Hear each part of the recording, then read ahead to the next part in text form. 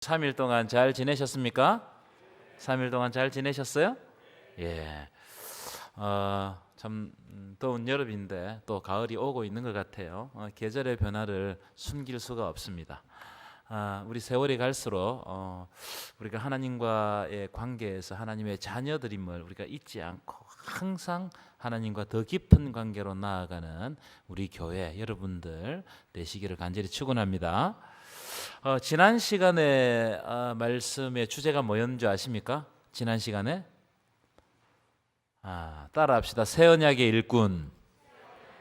새 언약의 일꾼에 대해서 우리가 말씀을 들었습니다. 하나님이 우리에게 새 언약의 일꾼의 자격을 주셨다. 이걸 좀 설명하면, 여러분 먼저 새 언약의 일꾼이 되기 위해서는 일단 뭐가 있어야 된다고 그랬죠? 하나님의 부르심. 하나님이 부르지 않으면 우리가 새 언약의 일꾼이 될 수가 없습니다. 하나님이 부르심이 있어야 복음 위에서 일하는 존재가 된다. 자격을 우리에게 부여해 주시는 분은 누구시라고요? 하나님이시다.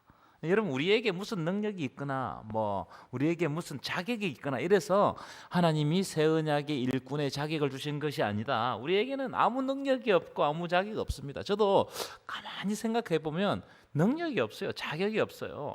그런데 우리가 새 언약의 일꾼이 된 것은 오직 하나님의 주권적인 선택에 의해서 됐다. 하나님의 주권적인 선택, 이걸 은혜라고 그래요. 오직 은혜에 의해서 우리가 새 언약의 일꾼, 하나님의 부르심이 임한 겁니다. 여러분, 하나님의 은혜가 없으면 우리는 새 언약의 일꾼이 될 수가 없다. 이걸 사도 바울이 계속해서 강조합니다. 우리가 새 언약의 일꾼이 된 거, 하나님께 쓰임 받는 거, 하나님의 백성이 된 거, 이건 누구에 의해서 된 거냐? 오직 하나님의 은혜에 의해서 우리를 부르셨다. 부르심이 먼저다. 그래서 여러분, 성경을 쭉 살펴보면요, 항상 은혜가 먼저 옵니다. 뭐가 먼저 온다고요? 은혜가 먼저 와야 돼요. 은혜가 먼저 오지 않으면 우리는 율법에 의해서 죄로 말미암아 죽을 수밖에 없습니다. 그렇기 때문에 은혜는 너무너무 중요합니다. 은혜. 하나님이 하나님의 백성들을 선택하심도 오직 은혜죠. 여러분에게 무슨 자격이 있어가지고 하나님 선택하셨어요? 나는 선택받을 만한 자격이 있다. 손 들어보세요. 아무도 없습니다. 저를 비롯해서 하나님의 선택받을 만한 자격이 있는가? 없습니다. 하나님의 백성들에게 율법을 주심도 오직 은혜입니다. 이스라엘 백성들이 무슨 율법을 받을 만한 자격이 있어서 율법을 주신 것이 아니죠. 그냥 하나님이 모세를 통해서 일방적으로 주시는 거예요. 그리고 예수 그리스도를 이 죄로 인해서 멸망받을 우리를 위해 이 땅에 보내셔서 십자가를 지시고 죽게 하심도 이것도 은혜죠. 오직 은혜입니다. 우리에게 무슨 자격이 있어가지고 예수님을 이 땅에 보내신 것이 아니다는 거예요. 이걸 여러분 우리 마음 깊이 새겨야 돼요. 은혜 아니고는 여러분 우리가 설명할 방법이 없어요. 예수 그리스도께서 오신 거, 우리가 하나님의 자녀 된 거, 하나님의 선택하심, 은혜 아니고 설명할 방법이 있으면 여러분 저에게 가져와 보세요. 그럼 제가 그걸 가지고 설교를 한번 해볼게요. 은혜 아니고는 설명할 방법이 없습니다. 이것을 성경이 계속해서 반복해서 말씀하고 있습니다. 특별히 에베소서 같은 데 보면 오직 은혜라는 거예요. 하지만 이 고린도 교회에 이 침투한 거짓 선지자들, 율법주의자들이라고 그랬죠? 할례당들이라고 그랬죠? 이들은 뭘 주장하느냐? 예수 믿고 하나님의 은혜로 구원받는 것이 아니다는 거예요. 그럼 뭘 어떻게 구원받느냐? 일단 할례를 받아야 된다. 그리고 율법을 지켜야 된다. 그래야 구원받는다고 가르친 겁니다. 이거 율법주의라고 그래요. 그래서 지난 시간에 이런 말씀 드렸습니다. 모세는 자기 얼굴에 드러나는 영광을 백성들이 보지 못하게 하기 위해서 뭘 가렸다고요? 수건을 가렸어요.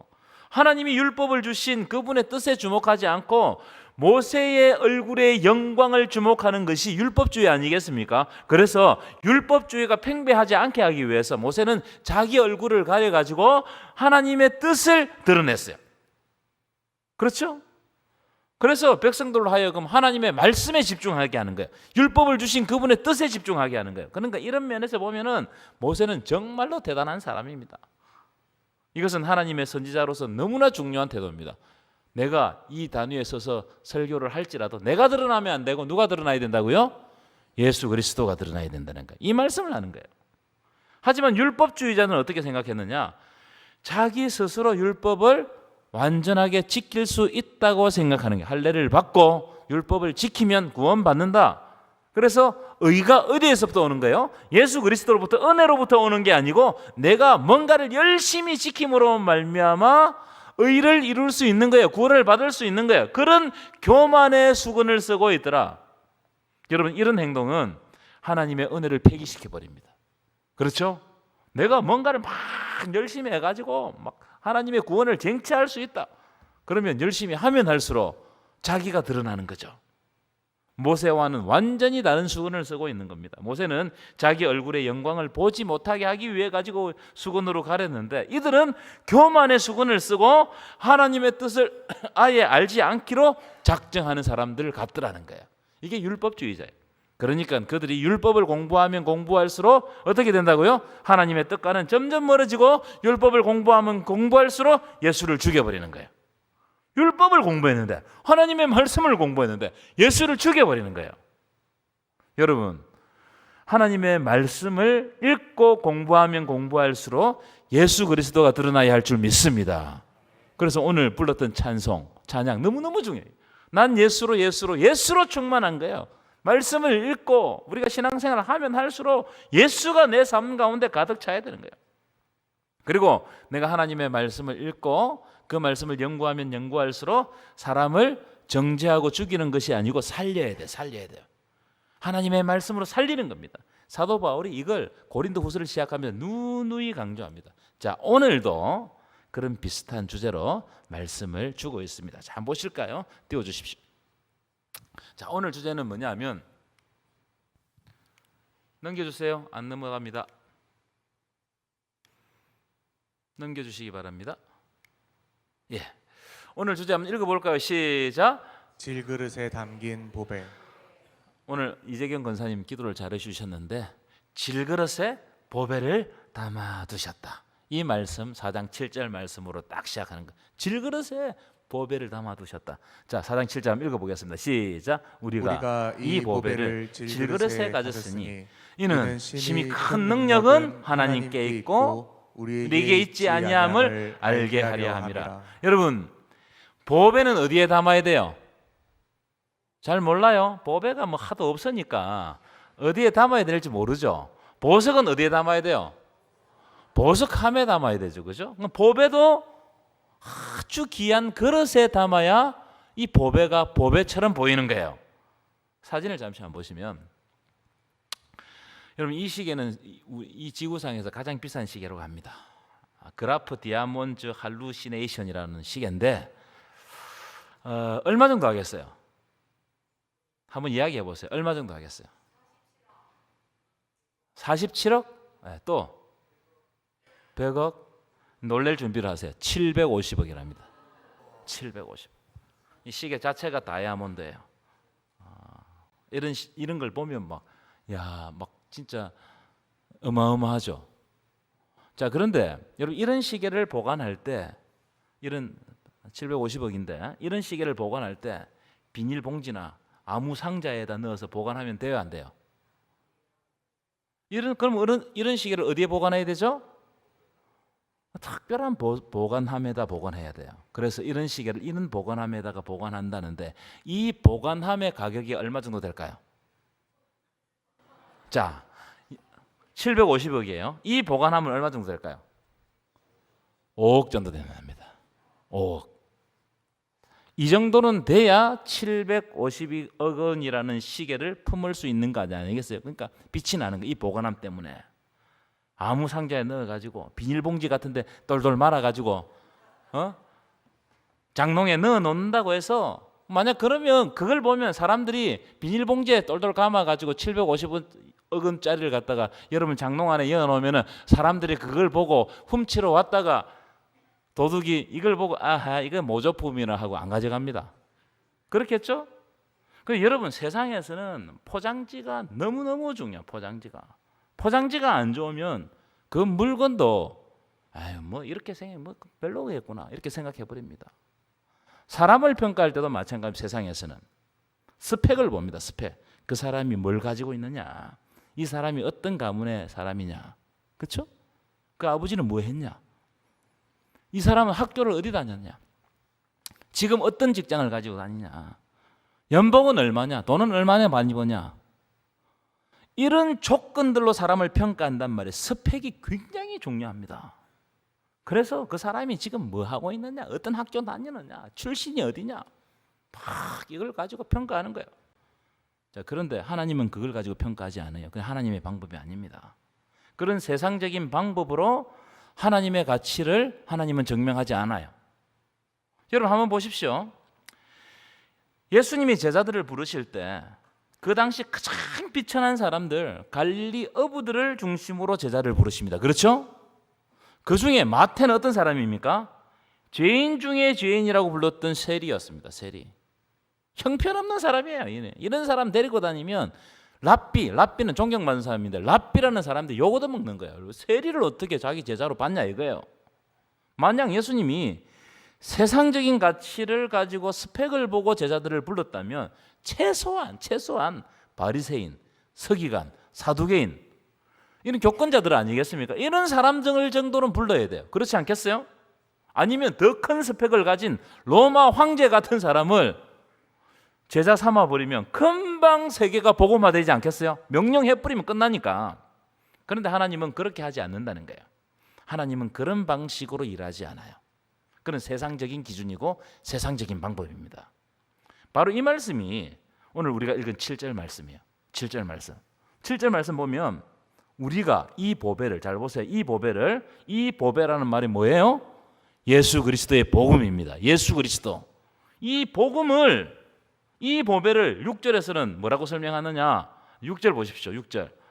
제가 이렇게 그림을 색깔을 넣어놓는데 보십시오. 이 보배를 뭐라고 설명하느냐 하면은 예수 그리스도의 얼굴에 있는 하나님의 영광을 아는 빛이라고 설명했어요. 놀라운 표현이죠. 예수 그리스도의 얼굴에 있는 하나님의 영광을 아는 빛, 이 복음인데 이걸 아주 놀랍게 설명합니다. 그런데 이 영광스러운 빛을 어디에 담았다고요? 질그릇에 담았다는. 질그릇에. 질그릇이 한마디로 뭡니까? 흙으로 만든 그릇인데 그 당시 가장 낮은 계층들이 사용하는 그릇이에요. 그 당시 가장 낮은 계층들이. 질그릇이 의미하는 바는요, 가장 가치 없고 흔해 빠졌고 하나쯤 사라져도 모르고 또 사라져도 아까운 게 없고 깨지기 쉽고 가장 값싼 그릇이 질그릇이에요. 가장 값싼 그릇. 하나님의 영광을 아는 빛을 아주 고귀한 그릇에 담는 게 아니고 어디에 담았다는 거예요? 세상 사람들이 전혀 상식 밖에 있는 질그릇에 담은 거예요. 이게 하나님이 일하시는 방식이에요. 상상하지 못해요. 세상 사람들이 이런 거 상상할 수가 없습니다. 아까 750억짜리를 어디에 담아야 돼요? 사람들은 5억 이상 되는 그런 아주 값진 이 보관함에 담아야 된다고 생각하는데 하나님은 오히려 비닐봉지에 담아둔 거예요. 비닐봉지에.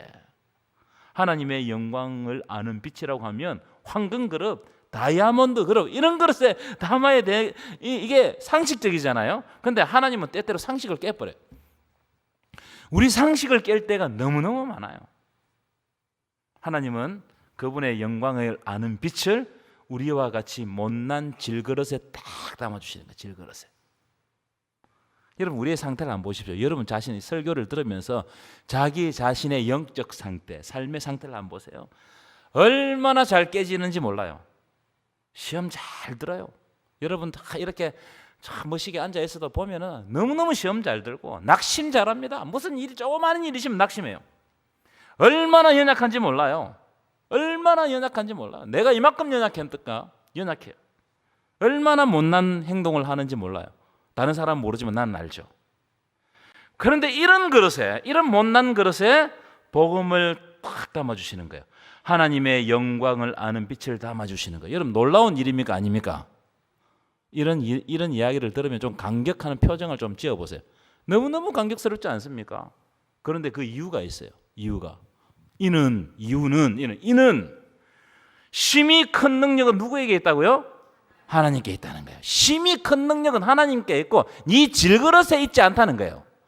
네가 아무리 잘나고 네가 아무리 능력을 가지고 네가 아무리 막 힘을 가지고 있더라도 하나님의 영광의 빛을 담는 이 그릇을 하나님께서 담아두신 이유는 능력이 네한테 있지 않다는 거예요. 하나님께 있고 우리에게 있지 않다는 것을 깨닫게 하기 위해서 연약한 우리, 못난 우리의 삶의 그릇에 하나님의 영광을 아는 빛을, 복음을 담아두셨다. 여러분 얼마나 영광스러운지 몰라요. 많은 사람들에게 이걸 보여주는 거예요. 이걸 보여줘. 그래서 여러분 예수님의 제자들 변변치 않습니다. 그런 사람들에게 최초의 복음을 담아 두셔가지고 그들을 통해 가지고 세계 곳곳에 하나님의 복음을 전가하는 거예요. 하나님의 영광을 아는 빛을 그들을 통해서 전가하신다. 고린도전서 1장 27절부터 29절 한번 보실까요? 그 이야기가 딱 나오는데요. 자, 27절 읽어보십시다. 시작. 그러나 하나님께서는 세상에 미련한 자, 세상에 어떤 사람을 택하셨어요? 미련한 자들을 택하시는 거예요. 똑똑한 사람은 안 택해요. 미련한 자를 택하셔서 지혜 있는 자들을 어떻게 하신다고요? 미련한 자를 택해가지고 하나님이 그에게 지혜를 주심으로 어떻게 한다고요? 지혜 있는 사람이 오히려 그 사람을 보고 부끄러워하는 거예요. 야, 나는 이만큼 배웠고 이만큼 능력을 가지고 있고 이만큼 사람들이 인정하는데 하나님을 아는 사람들 앞에 갔더니 내가 부끄럽다는 거예요. 지혜가 딸린다는 거예요. 그 다음 보십시오. 세상에 약한 것들을 택하사 어떻게 한다고요? 강한 것들을 부끄럽게 하시는 거예요. 우리는 강한 자가 되기를 원해요. 막 강하고 막 이런 자가 되기를 원하는데 하나님은 약한 우리를 택해가지고 진짜 강함이 무엇인지를 딱 알게 해버리는 거예요. 이게 은혜인 줄 믿습니다.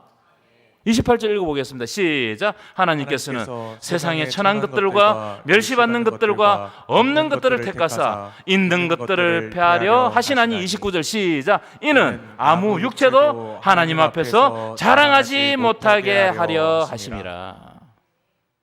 예수 그리스도의 얼굴에 있는 하나님의 영광의 빛을 아는 이 빛을 우리의 삶의 질그릇에 담아둔 이유가 뭐냐? 바로 여기 있어요. 아무 육체도 자랑하지 못하게 하기 위해서, 교만하지 못하게 하기 위해서 우리가 하나님의 그 놀라운 빛을 담았는데 이 내 때문에, 나의 능력이나 내 그릇에 좋은 것 때문에 담은 게 아니고 이것은 오직 하나님의 은혜 때문에 우리 질그릇에 복음의 빛을 담아두셨다는 거예요. 아멘이십니까? 너무너무 감격스러워요. 그래서 여러분, 사도 바울이 복음을 전가하면 전가할수록 사도 바울이 드러나지 않습니다.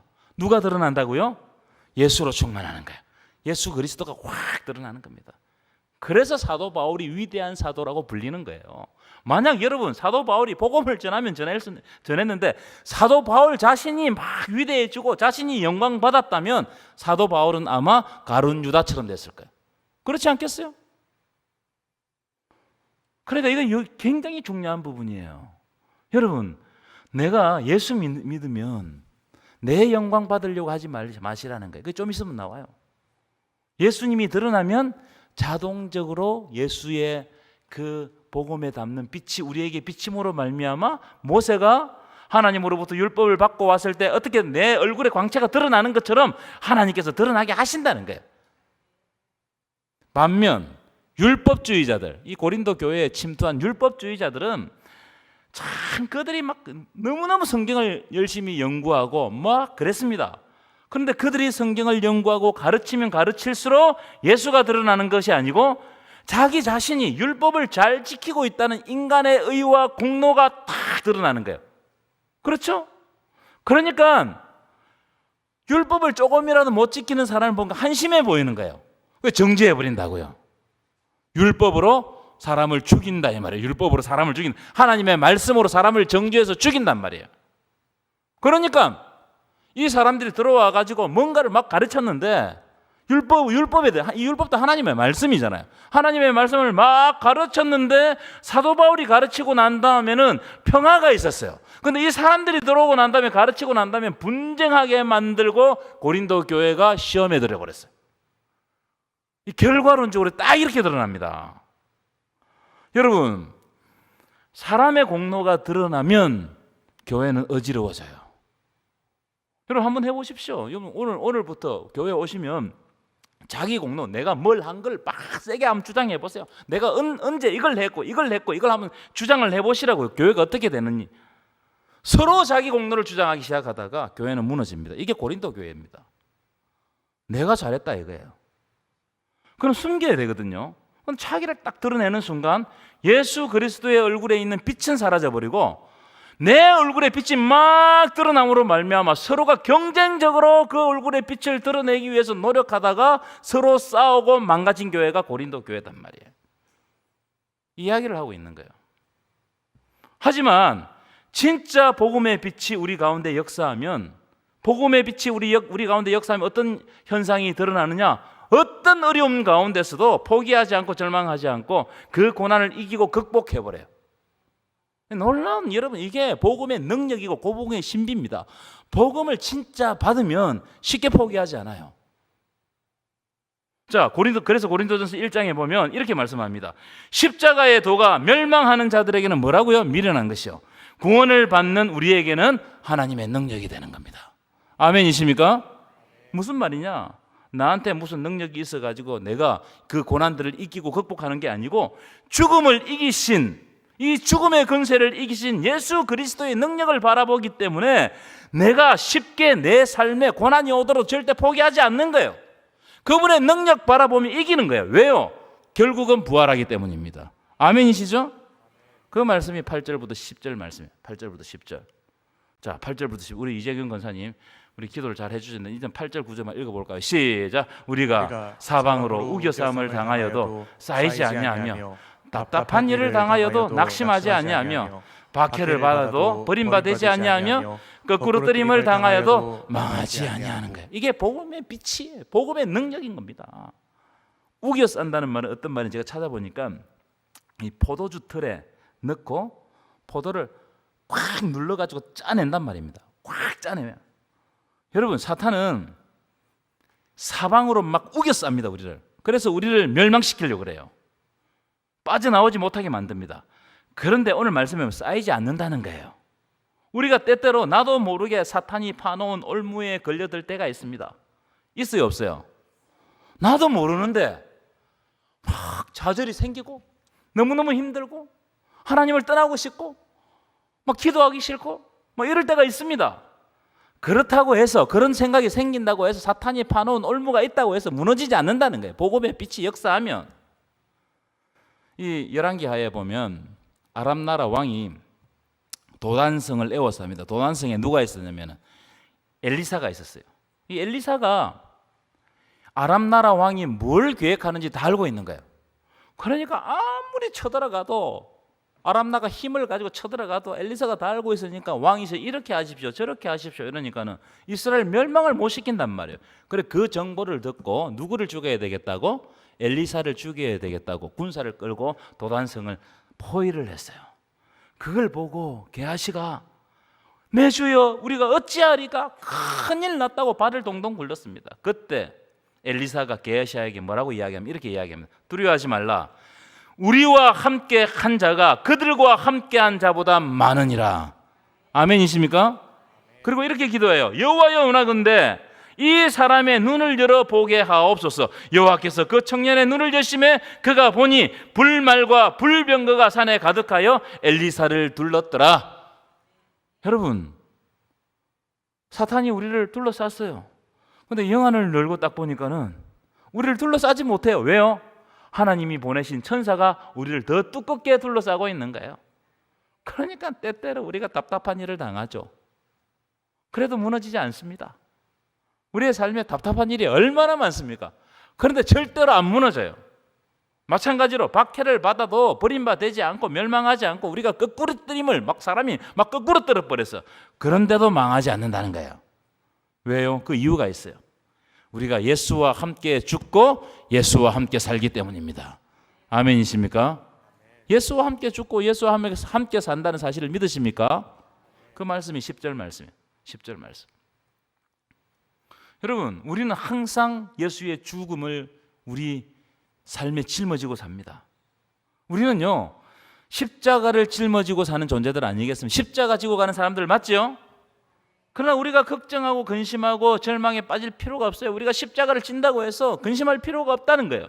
왜냐하면 예수 그리스도의 부활이 우리에게 있다 이 말이에요. 예수의 생명이 또한 우리 몸에 나타나는 거예요. 그래서 예수 안에서 사실 죽음도 두렵지 않은 겁니다. 사실 믿음이 있으면 죽음이 두렵지 않아요. 왜냐하면 예수와 함께 죽고 예수와 함께 살기 때문입니다. 아멘이십니까? 그래서 바울이 그걸 믿었기 때문에 순교했던 거예요. 순교. 나의 달려갈 길을 다 마치고 믿음을 지켰다고 고백하고, 그리고 그의 삶 가운데 실제로 그렇게 살아버립니다. 내가 예수와 함께 죽으면 예수와 함께 산다는 이 사실을 딱 고백했기 때문에 그렇게 살아버리니까 놀라운 능력이 드러나는 겁니다. 그 당시 요한을 제외한 모든 사도가 다 그렇게 살다가 다 그렇게 순교했어요. 왜요? 예수 그리스도의 부활을 직접 목격했기 때문에. 여러분, 예수 그리스도의 부활을 목격하기 전에는요 다 도망갔습니다. 그런데 예수 그리스도의 부활을 딱 목격하자마자 그는 살아계신 이분이야말로 살아계신 하나님이라고 딱 고백한 거예요. 그래서 예수의 죽음을 나의 죽음으로 받아들인 거예요. 그리고 예수의 부활도 누구의 부활로? 나의 부활로 받아들이는 거예요. 그러니까 여러분, 예수 믿는 사람을 통해서 예수 그리스도의 생명이 우리를 통해서 드러나게 되는 겁니다. 아멘이십니까? 그래서 우리에게는 참 이게 생명이, 능력이 있는 거예요. 그래서 여러분, 고난이 온다고 쫄지 마십시오. 그리스도의 부활을 믿는다면 곧 승리할 줄 믿습니다. 내 힘으로 승리하는 게 아니고 하나님이 그분의 능력 안에서 부활의 능력으로 승리하게 하신다는 거예요. 바울이 뭐라고 고백하느냐? 나는 날마다 죽노라. 한번 따라합시다. 나는 날마다 죽노라. 나는 날마다 죽노라. 나는 날마다 죽는다는 말은 나는 날마다 죽지만 날마다 하나님이 살려주신다 이 뜻입니다. 날마다 죽지만 그러나 그분의 생명으로, 부활의 생명으로 날마다 나를 살려주시는 거예요. 여러분, 사실 우리가 한번 생각해 보십시오. 우리가 오늘 하루를 살았다는 이 말은 어떤 의미에서는 하루가 죽은 거예요. 그래요, 안 그래요? 그렇죠? 내가 살아야 할 하루가 없어져 버렸으니까 하루가 죽은 겁니다. 그러니까 우리는 날마다 죽음을 경험하는 겁니다. 우리가 하루하루 사는 것은 우리가 하루하루 죽는 거예요. 그렇지만 우리가 날마다 죽음을 경험하며 살지만 하나님 나라를 바라보면 우리 마음에 평강이 있습니다. 왜 평강이 있느냐? 우리에게는 하나님 나라가 있고 부활이 있기 때문이에요. 예수가 죽어서 우리를 살렸기 때문에 우리가 날마다 죽더라도 평강이 있는 겁니다. 왜냐하면 그분 안에서 살아나기 때문에. 예수가 죽으면 우리가 산다. 따라합시다. 예수가 죽으면 내가 산다. 내가 산다. 믿으십니까? 예수가 죽으면 내가 사는 거예요. 그래서 성경의 진리 안에서는 내가 죽는 것은 어떤 면에서는 누군가가 사는 겁니다. 내가 지금 죽는 거, 이건 누군가가 사는 거예요. 그리스도께서 죽으심으로 내가 살아났죠? 그것과 똑같이 내가 예수를 의지하고 내가 예수 안에서 죽으면 누군가가 살아나는 겁니다. 하늘의 밀이 땅에 떨어져 죽지 아니하면 하늘 그대로 있는 것이고 죽으면 많은 열매를 맺게 될 줄 믿습니다. 그 말씀을 12절에서 바울이 딱 말씀을 하고 12절 한번 읽어볼까요? 시작. 그런즉 사망은 우리 안에서 역사하고 생명은 너희 안에서 역사하느니라. 자, 이 말씀은 오묘한 말씀입니다. 묘한 말씀인데 이 말씀 액면 그대로 이해하면은 이 바울 선교팀에게는 사망이 역사하고 고린도 교회 너희에게는 생명이 역사한다, 이런 뜻처럼 보이죠. 그렇죠? 그렇게 보이죠? 그래서 얼핏 보기에는 사도 바울이 사망에 거하는 것처럼 이렇게 생각될 수 있어요. 그래서 이런 구절은 설명이 필요한 거예요. 설명이. 저와 같은 목사들을 통해서 설명이 필요한 겁니다. 이 구절은 이런 뜻입니다. 사도 바울이 고린도 교회에, 고린도 지역에 가서 복음을 처음 전할 때 정말 죽을 각오로 그 엄난의 땅, 우상의 땅, 제가 지난주 말씀드렸잖아요. 엄청나게 엄난했고 엄청나게 우상이 많았습니다. 이 불모지, 복음의 불모지였습니다. 이 사람이, 이 사도 바울 선교팀이 가가지고 고린도 교회를 개척하면서 날마다 죽는 것처럼 이렇게 선교를 한 겁니다. 그런데 놀랍게도 사도 바울이 고린도 교회를 개척하면서 날마다 죽으니까 고린도 교회 안에는 어떤 역사가 일어난다고요?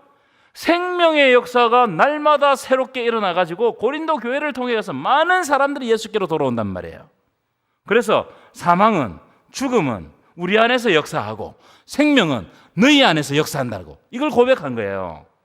그러니까 이 말씀은 사도 바울의 위대한 자기 고백입니다. 내가 정말 날마다 죽는 각오로 이 고린도 교회 성도들을 섬겼더니 진짜 죽을 줄 알았는데 그게 아니고 우리 안에서는 사망이 역사하는 것처럼 보이지만 그 복음을 받은 고린도 교회 사람들에게는 놀라운 생명의 역사가 팍 역사해 버리는 겁니다. 이게 복음의 신비단 말이에요. 복음의 신비. 교회도 마찬가지예요, 여러분. 내가 죽으면 교회는 살아요. 따라합시다. 내가 죽으면 교회는 삽니다. 내가 죽으면 교회는 삽니다. 하지만 반대로 내가 살면, 내가 막 살아서 내 마음대로 하면 교회는 죽는 거예요. 예수가 죽었기 때문에 내가 산 것과 똑같은 원리입니다. 그것과 똑같이 목사가 죽으면 교회가 사는 겁니다. 그런데 목사가 영광받기 시작하면 그 교회는 그 목적을 상실하는 겁니다. 그래서 여러분, 저를 칭찬하려고 하지 마세요. 저는 하나님 나라에 가서 칭찬받고 상급을 받고 싶어요. 제 소원입니다. 그런데 여러분도 마찬가지예요. 뭔가를 섬겨놓고 칭찬받으려고 하는 순간 그때부터는 교회는 위험해지는 거예요. 이상하죠, 이게. 이 교회가 그렇단 말이에요. 어떤 분은 이렇게 이야기하셨어요. 저한테 와가지고, 목사님, 내가 아무리 섬겨도 사람들이 잘 모르디다. 내가 이것도 섬기고 저것도 섬겼는데 사람들이 잘 몰라주디다. 그게 무슨 말이냐? 이 다음부터 안 숨기겠다 이 말이에요. 제가 그 말씀을 들으면서 그분에게 말은 안 했지만 내 속으로 참 그야말로 그분이 완벽하게 섬겼다. 오른손이 하는 일을 왼손이 모르게 섬기는 것이야말로 100점짜리 섬김이 아니냐 이 말이에요. 내가 막 섬겼어. 근데 사람이 몰라줘. 그럼 누가 알아준다는 거예요? 하나님은 알고 계신다는 거예요. 그러니까 결국 누구로부터 상급을 받는 거예요? 하나님으로부터 상급 받는 거예요. 그러니까 여러분, 내가 죽으면 교회는 사는 거예요. 예수 그리스도께서 죽어서 내가 산 것처럼 내가 죽으면 교회가 사는 겁니다. 이 가장 위대한 상이 뭐예요? 사람은 아무도 모르는데 하나님이 나를 알아주시고 나에게 상급을 주시는 이 상이 가장 위대한 상이 아니겠습니까? 아멘이세요? 이 상이 가장 위대한 상이다. 자, 그런 관점으로 14절, 15절 한번 보실까요? 이제 다 돼갑니다. 14절, 15절. 14절부터 읽겠습니다. 시작. 주 예수를 다시 살리시니가 예수와 함께 우리도 다시 살리사 너희와 함께 그 앞에 서게 하실 줄을 아노라. 저는 이 말씀에서 은혜를 많이 받았습니다. 주 예수를 다시 살리시니 누구십니까? 하나님이시죠. 하나님이 예수와 함께 우리도 다시 살리사 너희와 함께, 예수님과 함께 그 앞에, 하나님 앞에 우리를 서게 하신다는 거예요. 여러분, 이거보다 큰 소망이 어디 있으면, 이거보다 큰 비전이 어디 있겠어요? 예수와 함께 하나님 앞에 서는 거, 이게 가장 위대한 상급이고 소망인 줄 믿습니다. 그래서 내가 날마다 죽는 거예요. 내가 복음 위해서 날마다 죽으면 주님은 나를 통해서 복음으로 살아야 할 사람들을 날마다 살려주시는 거예요. 내가 죽으면 살아야 될 사람이 산다 이 말이에요. 그러니까 여러분, 이런 말씀들을 부여잡고 소망 삼으시기를 축원합니다. 예수를 살리신 하나님이 우리와 함께 예수를 살려가지고 너희와 함께, 예수와 함께 하나님 앞에 딱 세우시는 그 날을 소망하라. 15절입니다. 제가 읽어드리겠습니다. 이는 모든 것이 너희를 위함이니 너희를 위하여 내가 날마다 죽었더니 많은 사람들이 막 감사를 하게 되었고 그로 말미암아 뭐가 넘쳤다고요? 은혜가 넘치는 거예요. 하나님께 영광 돌리는 거예요. 내가 죽었더니 하나님께서는 어떤 방법으로 우리에게 다가오시느냐? 은혜를 넘치게 해가지고 많은 사람들 속에 기쁨이 생기게 하신다는 거예요. 그래서 여러분, 날마다 죽으시기를 축원합니다. 그러면 나를 통해서 감사가 넘치게 하실 것이고 하나님의 은혜의 통로가 됨으로 말미암아 내가 거하는 곳곳마다 하나님의 은혜가 흘러 넘치게 될 줄 믿습니다. 이것은요, 우리 교회도 마찬가지고 여러분 가정도 마찬가지예요. 그래서 내가 조금 더 희생하고 사람들이 남이 안 알아주더라도 내가 조금 더 섬기면 그곳 가운데 하나님의 놀라운 은혜, 하나님의 역사하심이 일어나가지고 이제 내가 할 수 없는 감사들, 찬양들, 즐거움들, 기쁨들이 넘쳐나게 해가지고 하늘에서는 나를 보고 기뻐하신다는 거예요. 이런 놀라운 역사가 여러분 삶 가운데 일어나기를 간절히 축원합니다.